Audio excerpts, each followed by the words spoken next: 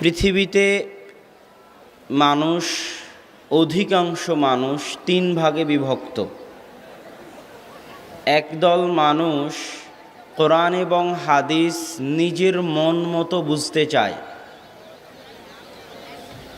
সহিহ বুখারীর বাংলা পড়ে নিজের মন মতো ফতোয়া দিয়ে দিল, সহিহ মুসলিমের বাংলা অনুবাদ পড়ে নিজের মন মতো ফতোয়া দিয়ে দিল।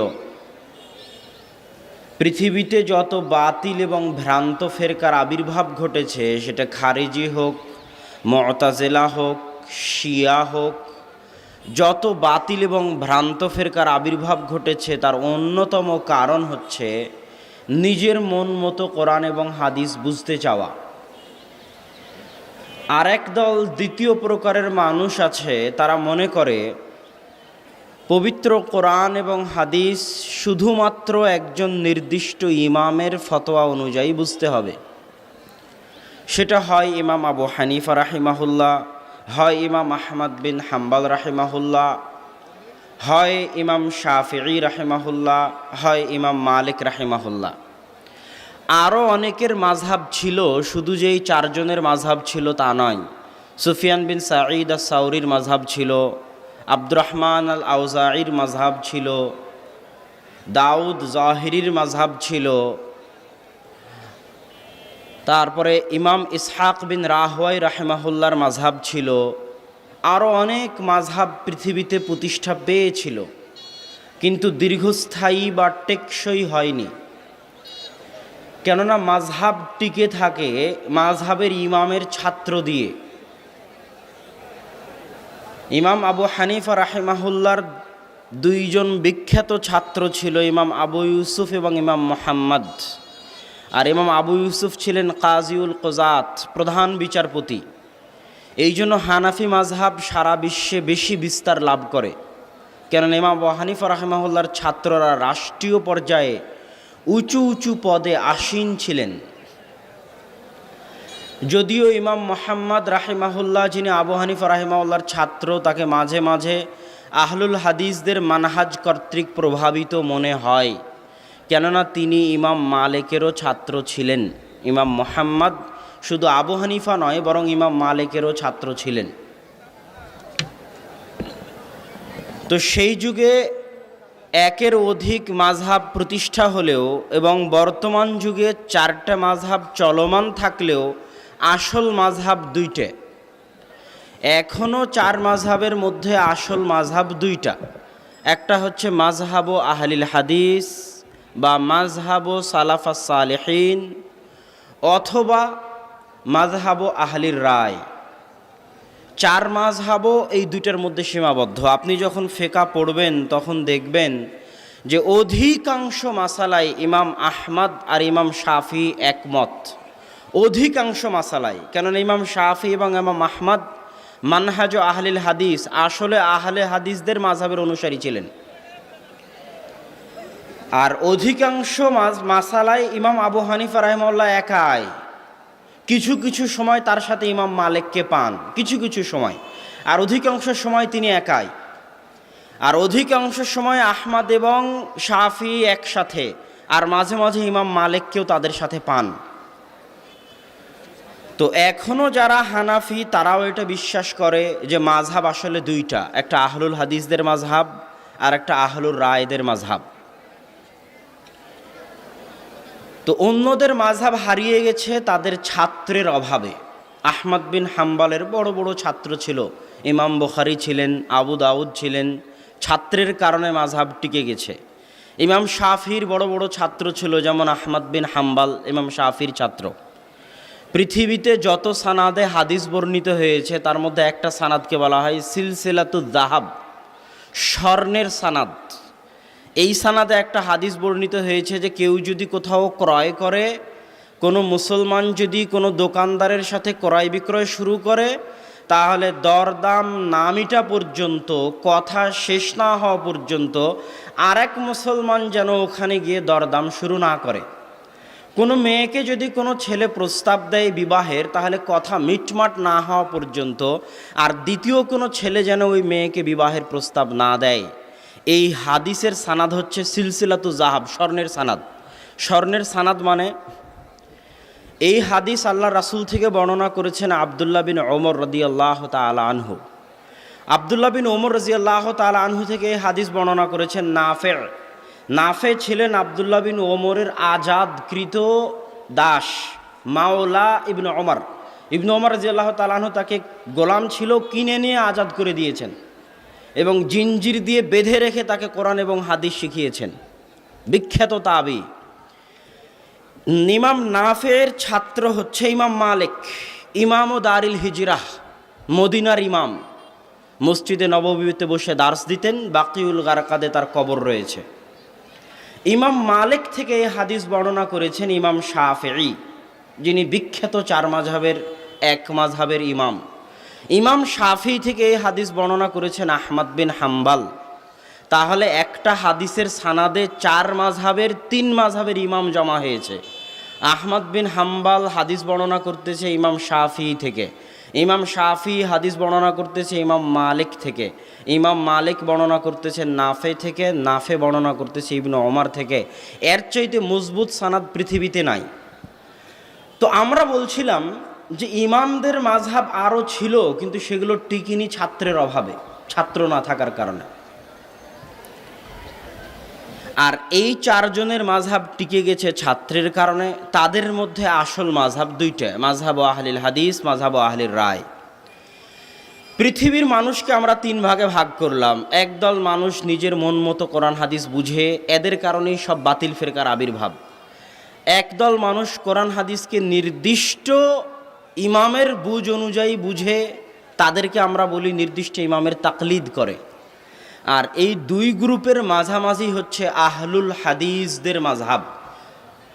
আহলুল হাদিসদের মাযহাব কি? আহলুল হাদিসদের মাযহাব হচ্ছে নিজের বুঝ অনুযায়ীও কোরআন হাদিস বোঝা যাবে না, নির্দিষ্ট ইমামের ফতোয়া অনুযায়ীও কোরআন হাদিস বোঝা যাবে না, বরং রাসূল সাল্লাল্লাহু আলাইহি ওয়াসাল্লামের পরে তার খোলাফায়ে রাশিদিন, খোলাফায়ে রাশিদিনের পরে বাকি সাহাবী, সাহাবীদের পরে বাকি তাবী, তাবীদের পরে যত বড় বড় ইমাম আছে, যত বড় বড় মুহাদ্দিস আছে, যুগে যুগে এসেছে, তাদের সকলের বুঝকে, সকলের জ্ঞানকে, সকলের ফতোয়াকে একত্রিত করে হকের নিকটবর্তী, সঠিকের নিকটবর্তী ফতোয়াকে গ্রহণ করতে হবে। এটা হচ্ছে আহলে হাদিসদের মাযহাব। এটা কি বলা হয়? সালাফে সালেহিনের মাযহাব। সালাফ মানে যারা আগে চলে গেছে। আল্লাহ রাসূল ফাতেমাকে বলতেছে, ফাতেমা তুমি চিন্তা করিও না, নি'মা সালাফুলাক, আমি মুহাম্মদ তোমার আগে চলে যাচ্ছি সাল্লাল্লাহু আলাইহি ওয়াসাল্লাম, তো আমি তোমার জন্য অনেক কল্যাণকর সালাফ, তুমি চিন্তা করিও না। সালাফ মানে যিনি আগে চলে যান। তো আমাদের আগে যারা চলে গেছে তারা আমাদের সবাই সালাফ, কিন্তু সব সালাফ সৎ নয়। আল্লাহ সুবহানাহু ওয়া তাআলা কোরআন মাজিদে বলেছে ইহদিনাস সিরাতাল মুস্তাকিম। আল্লাহ আপনি আমাদেরকে সিরাতে মুস্তাকিম দেখান। তো সিরাতে মুস্তাকিম কি? তার সঙ্গে আল্লাহ পরের বাক্যে দিচ্ছে সিরাতাল্লাযীনা আনআমতা আলাইহিম, তাদের পথ দেখান যারা অতীতে চলে গেছে, আর আপনি তাদের উপর রহম করেছেন, দয়া করেছেন, অনুগ্রহ করেছেন। এই রকম যারা অতীতে চলে গেছে তাদের পথ দেখান। আর যারা অতীতে চলে গেছে কিন্তু আপনি তাদের উপর রহম দয়া করেননি, অভিশাপ করেছেন, গজব দিয়েছেন, ধ্বংস করেছেন, আপনি তাদের উপর রাগান্বিত, এই রকম অতীতে চলে যাওয়া ব্যক্তিদের পথ আমাদের দেখায়েন না। মানে সিরাতে মুস্তাকিম হচ্ছে অতীতে চলে যাওয়া সৎ বান্দাগণের পথ। যার এক নম্বরে আসবে সাহাবী, খোলাফায়ে রাশিদিন, তারপরে আসবে তাবী, তারপরে আর দুনিয়াতে যত মুহাদ্দিস, যত আলেম ওলামা এসেছে তাদের মন্তব্য। এই জন্য যখন আপনি তিরমিজি খুলবেন তখন আশ্চর্য হবেন, মানুষ যখন বলে যে আহলে হাদিস এইটা তো নতুন আবিষ্কার, সালাফি এরা তো নতুন আবিষ্কার। আপনি আশ্চর্য হবেন যখন তিরমিজি খুলবেন। শুধু তিরমিজি না, ইমাম শাফির কিতাবুর রিসালা খুলে দেখেন, ইমাম শাফির কিতাবুল খুলে দেখেন। কিতাবুর রিসালায় 12বারেরও বেশি ইমাম শাফি আহলু হাদিস শব্দ ব্যবহার করেছে। সুফিয়ান সাউরি সেই কত আগে মারা গেছে, ইমাম শাফির আগে মারা গেছে সুফিয়ান সাউরি। সুফিয়ান সাউরির মুখ থেকে আপনি আহলুল হাদিস শব্দ পাবেন হাদিস গ্রন্থগুলোতে। ইমাম তিরমিজি, সুনানে তিরমিজির শুরু থেকে নিয়ে শেষ পর্যন্ত তাও কমসে কম 300বারেরও বেশি আহলুল হাদিস, আসহাবুল হাদিস, আহলুল ইলম এই জাতীয় শব্দ ব্যবহার করেছেন। তো তথা আহলুল হাদিস এই শব্দটা আজকের আবিষ্কার নয়, বা সালাফি শব্দটাও আজকের আবিষ্কার নয়। যারা সঠিক পথের অনুসারী, সিরাতুল মুস্তাকিমের অনুসারী, অতীতে চলে যাওয়া সৎ বান্দাগণের পথের অনুসারী, তারাই নাজাত প্রাপ্ত, তারাই মুক্তিপ্রাপ্ত। তাদের কথাই আল্লাহ রসুল বলেছেন, লা তাজালু তায়ফাতুম মিন উম্মতি যাহিরিনা আলাল হক, আমার উম্মতের মধ্যে একদল মানুষ হকের উপর টিকে থাকবে, তাদের কেউ ক্ষতি করতে পারবে না, এমনকি কিয়ামত কায়েম হয়ে যাবে, তবুও তারা হকের উপরই থাকবে, তাদের কেউ ক্ষতি করতে পারবে না। সেই জামাতটাই হচ্ছে সালাফিদের জামাত, সেই জামাতটাই হচ্ছে আহলুল হাদিসদের জামাত। এই জন্য দেখবেন এদেশে যত মাদ্রাসা হয়েছে, সব মাদ্রাসার নামের শেষে দেখবেন সালাফি আছে, আহলে হাদিসদের মাদ্রাসা। মাদ্রাসা দারুল হাদিস আর সালাফিয়া, মাদ্রাসা মোহাম্মদিয়া আর সালাফিয়া, যত মাদ্রাসা দেখবেন সব মাদ্রাসার নামের শেষে দেখবেন সালাফি শব্দ আছে। যেমন আল জামিয়া আর সালাফিয়া, অধিকাংশ মাদ্রাসা। কেননা সালাফে সালিহিনের মানহাজ, আহলুল হাদিসদের মানহাজ হচ্ছে পৃথিবীতে সবচেয়ে সঠিক, সবচেয়ে বিশুদ্ধ মানহাজ। এবার তারপরের কথায় আসি। তারপরের কথা হচ্ছে যে এখন আমাদের দেশে বা বাংলাদেশে একটা ইজতিরাব, বিতিকিচ্ছিরি অবস্থা বিরাজ করতেছে আহলুল হাদিসদের মাঝে, সালাফিদের মাঝে। বিভিন্ন সংগঠনের কারণে হোক, বিভিন্ন সমস্যার কারণে হোক। তো এই জাতীয় সমস্যার আসলে সমাধান কি? আমরা যে সবাই ঐক্য ঐক্য বলি, আসলে ঐক্য বলতে কি বুঝায় আমি জানি না, আমার কথা সত্য কিনা মিথ্যা, সঠিক কিনা বাতিল। কিন্তু আমি ঐক্য বলতে যতটুকু বুঝি, তাতে এদেশের অধিকাংশ মানুষের ঐক্যের বুঝের সাথে আমার ঐক্যের বুঝের পার্থক্য আছে। আমারটা সত্যও হতে পারে, মিথ্যাও হতে পারে, আপনি মানতেও পারেন, নাও মানতে পারেন। এদেশে যখন ভারত, পাকিস্তান, বাংলাদেশে যখন সর্বপ্রথম বা পৃথিবীতে যখন সর্বপ্রথম কমিউনিস্টরা দল করা শুরু করলো, কমিউনিস্টদের দেখা দেখি যারা ডেমোক্রেটিক তারা দল করা শুরু করলো, তাদের দেখা দেখি আহলে হাদিসরা সংগঠন করলো, আহলে হাদিসদের দেখা দেখি জামাত ইসলাম, ইখওয়ানুল মুসলিমিন তারা সংগঠন করলো। 100 বছর 150 বছর আগে যখন খেলাফতের যুগ ছিল, ইসলামী রাষ্ট্র ব্যবস্থা কায়েম ছিল, তখন এই জাতীয় দল সংগঠনের কোনো উৎপত্তি ছিল না। ছিল ফেরকা, ফেরকা ছিল। ফেরকা মানে বাতিল ফেরকা, সঠিক ফেরকা, আদর্শ এবং আকিদার পার্থক্য। যাদের সাথে মোতাজেলা ফেরকা ছিল, খারিজি ফেরকা ছিল, মুরজিয়া ফেরকা ছিল, শিয়া ফেরকা ছিল, ঠিক তেমনি আহলুল হাদিসদের আল ফেরকা নাজিয়া ছিল, সালাফিদের আত তায়েফা আল মানসুরা ছিল। কিন্তু এইভাবে সাংগঠনিক অবকাঠামো ছিল না। তো এই সাংগঠনিক অবকাঠামো আসার পরে আমাদের অনেকেই মনে করে ঐক্য মানে হচ্ছে এক ব্যানারের অধীনে, এক নেতার অধীনে সব আলেম ওলামা একত্রিত হবে, এর নাম মনে হয় ঐক্য। এটা অনেকেই মনে করে। আমি আপনার একটা ভুল ভাঙ্গাই। যখন ইমাম আহমদ বিন হাম্বাল মুহাদ্দিস, আর ইমাম আহমদ বিন হাম্বালের ছাত্র ইমাম বুখারী যখন মুহাদ্দিস হয়ে গেলেন, তখন ইমাম বুখারী আর আহমদ বিন হাম্বাল এক মসজিদে একই সাথে এসে দার্স দিতেন, এরকম কোনো নজির পাবেন না। আবদুল্লাহ বিন আব্বাস মুফাসসির, আবু হুরায়রা মুহাদ্দিস, আবদুল্লাহ বিন মাসউদ ফাকিহ, তিন বড় বড় সাহাবী, তারা একই মসজিদে একই সাথে এসে দার্স দিতেন, এক সিলেবাসের অধীনে, এরকম পাবেন না। আবদুল্লাহ বিন আব্বাস রাদিয়াল্লাহু তাআলা আনহুর মসজিদ আলাদা, আবদুল্লাহ বিন মাসউদের মসজিদ কুফায় আলাদা, আবু হুরায়রার মসজিদ মদিনাতে আলাদা, সবার ফতোয়া আলাদা, সবার বক্তব্য আলাদা, সবার দার্স আলাদা। ইমাম বুখারীকে যখন বের করে দেওয়া হলো বোখারা থেকে, তখন নিশাপুরের একজন বিরাট মুহাদ্দিস ছিলেন মুহাম্মদ ইবনে ইয়াহইয়া আজ-যুহালি, অনেক বড় মুহাদ্দিস, তার হাদিসও সহিহ বুখারীতে আছে। তো তিনি ইমাম বুখারীকে বললেন, আপনি নিশাপুর চলে আসেন, আপনার জন্য নিশাপুরের দরজা উন্মুক্ত। তো তারিখে নিশাপুরের ইতিহাস বই ইমাম হাকিমের লেখা। ইমাম হাকিম 405 হিজরিতে মারা গেছে। ইমাম হাকিম তারিখে নিশাপুরের মধ্যে যেই দিন ইমাম বুখারী বোখারা ছেড়ে নিশাপুরে ঢুকলেন, ইমাম যুহালির আমন্ত্রণে, সেই দিনের দৃশ্য বর্ণনা করতে গিয়ে বলতেছেন, পৃথিবীতে কোনো রাজা বাদশাকে নিশাপুরের মাটিতে নিশাপুরের কোনো রাজা বাদশাকে, নিশাপুরের কোনো আমির ওমারাকে, দুনিয়ার কোনো আলেম ওলামাকে এত হাজারো লাখো জনতা রাস্তায় বের হয়ে স্বাগতম জানিয়েছে, এটা নিশাপুরের মাটি কোনো দিন দেখেনি। যত হাজারো লাখো জনতা নিশাপুরের রাস্তায় বের হয়ে ইমাম বুখারীকে স্বাগতম জানিয়েছিল। আল্লাহু আকবার। তো ইমাম বুখারী যখন নিশাপুরে ঢুকছেন, আর এক আলেম তাকে দাওয়াত দিয়ে নিয়ে যাচ্ছে নিশাপুরে। তো এখন আপনি ভাবতে পারেন যে ইমাম বুখারী আর ইমাম জোহালি দুইজনের ঐক্য হয়েছে, এখন একটা মসজিদে তারা একসাথে দার্স দিবে। জি না, ইমাম বুখারী যখন ঢুকলেন নিশাপুরে, তখন ইমাম বুখারীর দার্স আলাদা। ইমাম জোহালি তাকে আলাদা মসজিদ দিয়ে দিলেন যে এই মসজিদে আপনি দার্স দিবেন, আর আমি ওই মসজিদে দার্স দিই, সেখানে আমি দার্স দিব। উভয়ের ছাত্র আলাদা, সময় আলাদা, মসজিদ আলাদা।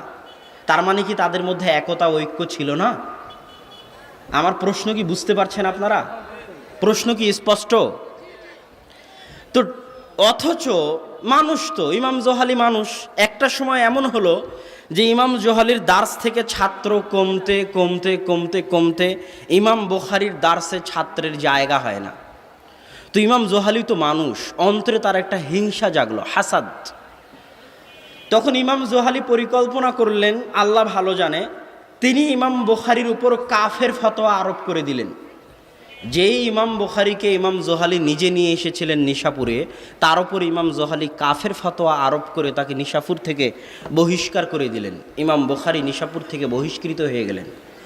আমার কথা এটা নয়, আমার কথা হচ্ছে ঐক্য মানে এক সংগঠনে থেকে, এক ব্যানারের অধীনে থেকে একজনকে নেতা বা আমির বানিয়ে সবাই একসাথে থাকবে, এটা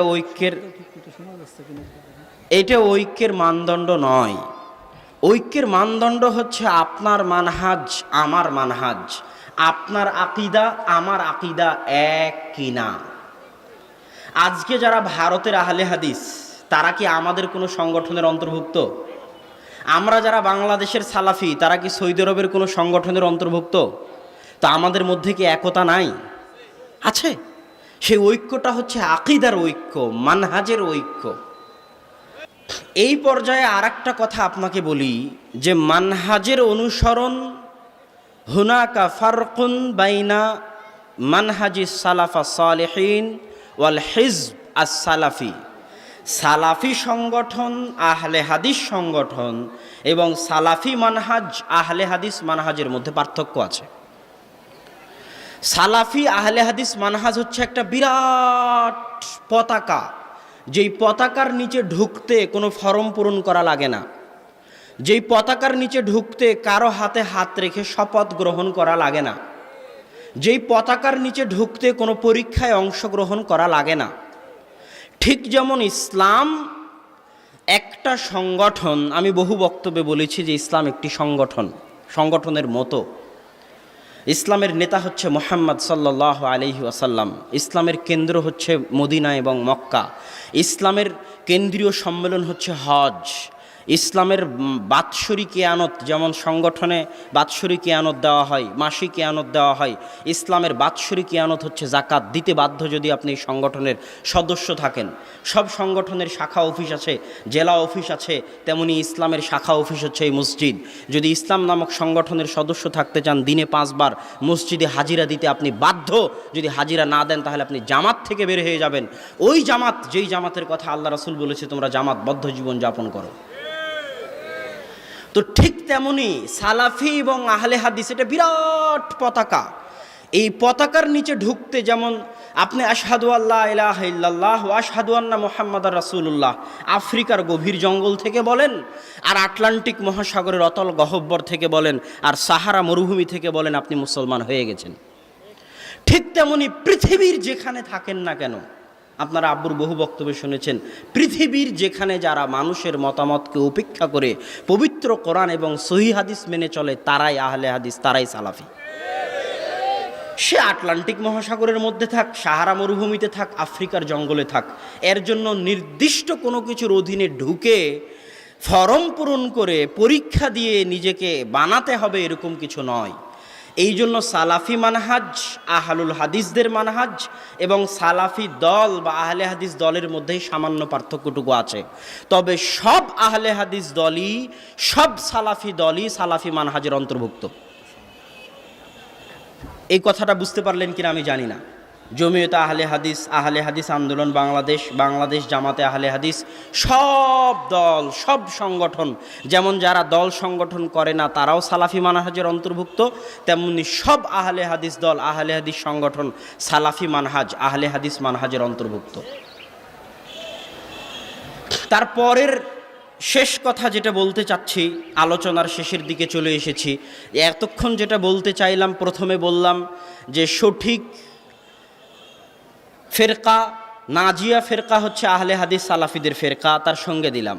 2 নাম্বার, ঐক্য নিয়ে আপনাদের মধ্যে যে ভুল ধারণা আছে, এটা 100-150 বছর আগে চালু হয়েছে। তার আগে আলেম ওলামা কোথাও পাবেন না এই রকম যে একই জায়গায়, একই সংগঠন, একই মাদ্রাসার নিচে থেকে দার্স দিয়েছে। আলেম হয়েছে মাদ্রাসা আলাদা, মসজিদ আলাদা, দার্স আলাদা।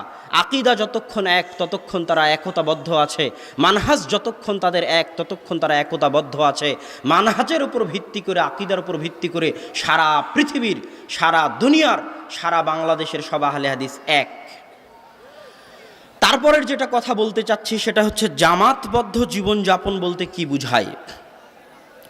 আমি একটা সময়ে হাদিস পড়েছিলাম আমার এক উস্তাদজির সামনে।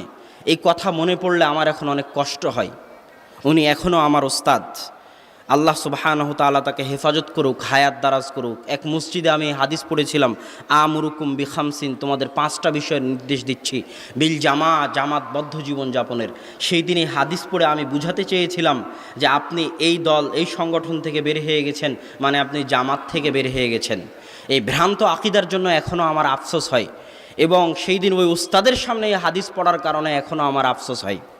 আসলে আমাদের দেশের মানুষ বুঝে না, বিরাট একটা ভ্রান্তি কাজ করে আমাদের দেশের মধ্যে যে জামাত বলতে কি বুঝায়। জামাতবদ্ধ জীবনযাপন অনেক গুরুত্বপূর্ণ জিনিস। আল্লাহ রাসূল বলতেছেন 3 শ্রেণীর মুসলমানকে হত্যা করা যাবে, তার মধ্যে এক শ্রেণী হচ্ছে মুফারিকুল জামা, যারা জামাত ছেড়ে দিয়েছে। মানে আমি আজকে তাবলিগ জামাত করলাম, কাল ছেড়ে দিলাম, আমাকে হত্যা করা যাবে? আমি আজকে জামাত ইসলাম করলাম, কাল ছেড়ে দিলাম, আমাকে হত্যা করা যাবে? আল্লাহ রাসূল বলছে তোমরা জামাতবদ্ধ থাকো। মান ফারাকা, যে ব্যক্তি জামাত থেকে 1 বিঘত দূরে চলে গেল, তার কাঁধ থেকে ইসলাম চলে গেল। মানে আমি আজ তাবলিগ জামাত ছেড়ে দিলাম, আমার কাঁধ থেকে ইসলাম চলে গেল? জি না। এই দেশে জামাতবদ্ধ জীবনযাপনের হাদিসকে বিকৃত করা হয়েছে, এবং এদেশে ইমারাত এবং বায়াত, ইমাম মুসলিম সহিহ মুসলিমে একটা অধ্যায় আছে, কিতাবুল ইমারাহ, ইমারাত অধ্যায়। ওই অধ্যায়ে গেলে আপনি যত হাদিস পাবেন, এত হাদিস পড়লে 2টা গ্রুপ রাগান্বিত হবে। একটা গ্রুপ যারা বোমা দিয়ে ক্ষমতা দখল করতে চায়, আর একটা ভোট দিয়ে ক্ষমতা দখল করতে চায়। এরা আপনাকে বলবে এরা দালাল, যদি খালি ওই হাদিসগুলোর অনুবাদ করেন, তা বলবে দালাল। আর একটা রাগান্বিত হবে যারা মনে করে নিজ দল, নিজ সংগঠনের নেতা যিনি, তার আনুগত্যের জন্য এই হাদিসে এই কথাগুলো বলা হচ্ছে, তারাও রাগান্বিত হবে। আসলে কিতাবুল ইমারাতে যত হাদিস আছে, সব হাদিস ইসলামী খেলাফতের খলিফা, মুসলিম রাষ্ট্রের রাষ্ট্রনেতা যতক্ষণ না প্রকাশ্য কাফের হয়ে গেছেন, এবং যতক্ষণ যদি প্রকাশ্য কাফের হয়ে গিয়ে থাকেন, তাহলে তাকে উৎখাত করে পুনরায় ক্ষমতা দখল করে নিরাপত্তা কায়েম করার মতো ক্ষমতা থাকতে হবে, না হলে তার বিরুদ্ধে বিদ্রোহ করা যাবে না। ফল সিরিয়া, ফল ইয়েমেন, ফল মিশর, মুসলমানদের রক্তে এক মুসলমান আর এক মুসলমানকে হত্যা করে রক্তে লাল হয়ে গেছে, খালি কিতাবুল ইমারার হাদিসগুলো না বুঝার কারণে। জামাতবদ্ধ জীবনযাপন কাকে বলে তা না বুঝার কারণে। এই আবু বকর রাদিয়াল্লাহু তাআলা আনহু যখন খলিফা হলেন, এটা বলে আমার বক্তব্য শেষ করে দিব, তখন একদল মানুষ যাকাত দিতে অস্বীকার করলো। আবু বকর রাদিয়াল্লাহু তাআলা আনহু বললেন যে এদেরকে আমি হত্যা করব, যুদ্ধ করব। ওমর রাদিয়াল্লাহু তাআলা বললেন কাইফা তুকাতিলুন, কিভাবে এদের সাথে হত্যা করবেন? এরা তো কালেমা পড়ে, কালেমায় শাহাদত পড়ে মুসলমান হয়েছে। তখন আবু বকর বললেন আল্লাহ লা উকাতিলান্নাহুম, আল্লাহর কসম আমি তাদের বিরুদ্ধে অবশ্যই যুদ্ধ করব। লাউ মানাউনি কালান ইউআদ্দুনাহু ইলা রাসূলিল্লাহ, আল্লাহর রাসূলের যুগে উট গরু ছাগল যাকাত হিসেবে দিতে এসে উট গরু ছাগলের দড়িও দিয়েছে। আমার যুগে যদি উট গরু ছাগল দিয়ে যায়, দড়ি না দেয়, আল্লাহর রাসূলের যুগে ধান গম চাউল দিতে এসে বস্তা দিয়েছে। আমার যুগে যদি ধান গম চাউল দেয়, বস্তা না দেয়, তাহলে ওই বস্তার জন্য, ওই দড়ির জন্য আমি যুদ্ধ চালিয়ে যাব, হয় মরবো না হয় মারবো। এখন প্রশ্ন হচ্ছে আবু বকর রাদিয়াল্লাহু তাআলা আনহু এদের বিরুদ্ধে যে যুদ্ধ করতে চাচ্ছেন, এদেরকে যে মারতে চাচ্ছেন, অথচ এরা সবাই মুসলমান, আর মুসলমানের রক্ত কি হারাম। তাহলে আবু বকর রাদিয়াল্লাহু আনহু কেন তাদের বিরুদ্ধে যুদ্ধ করতেছেন, কেন তাদেরকে হত্যা করতেছেন? এইটা ছাড়া আর দুনিয়াতে কোনো উত্তর দেওয়া যাবে না যে যারা আবু বকর রাদিয়াল্লাহু তাআলা আনহুর অধীনে থেকে জাকাত দিতে চাচ্ছে না তারা জামাত থেকে বের হয়ে গেছে। মুফারিকুল জামাআহ, নির্ধারিত যিনি খলিফা সেই খলিফার আনুগত্য থেকে হাত গুটিয়ে নিয়েছে, মানে তারা জামাত থেকে বের হয়ে গেছে। তারা বাগী, তারা বিদ্রোহী, তারাই খারিজি, এদেরকেই আল্লাহ রাসূল হত্যা করতে বলেছেন। এরাই মুফারিকুল জামা, এরাই জামাত পরিত্যাগকারী, এদেরকে হত্যা করা যাবে। আজকেও যে কোনো মুসলিম দেশে কেউ যদি মুসলিম রাষ্ট্রের নিরাপত্তার লঙ্ঘন করে, মুসলিম রাষ্ট্রের নেতা যদি প্রকাশ্য কাফের না হয়, তার বিরুদ্ধে অস্ত্র উত্তোলন করে, তাহলে সেও জামাত থেকে বের হয়ে যাবে, তাকে হত্যা করা যাবে। তথা জামাতবদ্ধ জীবনযাপন মানে হচ্ছে ঐক্য। যে ঐক্যটা আপনারা বুঝেন সেই ঐক্যটা মূলত রাষ্ট্রীয় ঐক্য, সেই ঐক্যটা মূলত খেলাফাতের ঐক্য। খেলাফাতে ঐক্য আছে, রাষ্ট্রীয় ঐক্য আছে। আহমদ বিন হাম্বল কোথায় কি ফতোয়া দিল আর ইমাম শাফি কোথায় কি ফতোয়া দিল এটা ধর্তব্য নয়। তৎকালীন রাষ্ট্রে খেলাফতে ঐক্য ছিল। আলেম ওলামা পরস্পর তাদের যে ফতোয়া সেটা তারা নিজেদের মতো দিচ্ছে, এটা তাদের জ্ঞান, এটা তাদের ফিকহ, এটা তাদের বুঝ, এটা তাদের গতি, এটা নিয়ে আমাদের আলোচনার কিছু নয়। ঐক্য মানে রাষ্ট্রীয় ঐক্যের প্রয়োজন, ঐক্য মানে খেলাফতের ঐক্যের প্রয়োজন। একক খলিফার অধীনে, তার অধীনে থেকে তার আনুগত্য করে জীবনযাপন করার নাম জামাতবদ্ধ জীবনযাপন করা। এর বাইরে যে ঐক্যগুলোর কথা আমরা ধারণা করি, বুঝি, এগুলো আমার দৃষ্টিতে বুঝে আসে না। আকিদা মানহাজ যতক্ষণ এক, ততক্ষণ আমরা একতাবদ্ধ। আল্লাহ সুবহানাহু ওয়া তাআলা আমাদের অন্তরকে প্রশস্ত করুন। আল্লাহ সুবহানাহু ওয়া তাআলা আমাদের দিনের সঠিক বুঝ দান করুন। আল্লাহুম্মা আমিন। এই বলে আমি আমার সংক্ষিপ্ত বক্তব্য এখানে শেষ করলাম। ওয়া আখিরু দাওয়ানা আনিল হামদুলিল্লাহি রাব্বিল আলামিন। আসসালামু আলাইকুম ওয়া রাহমাতুল্লাহি ওয়া বারাকাতুহু।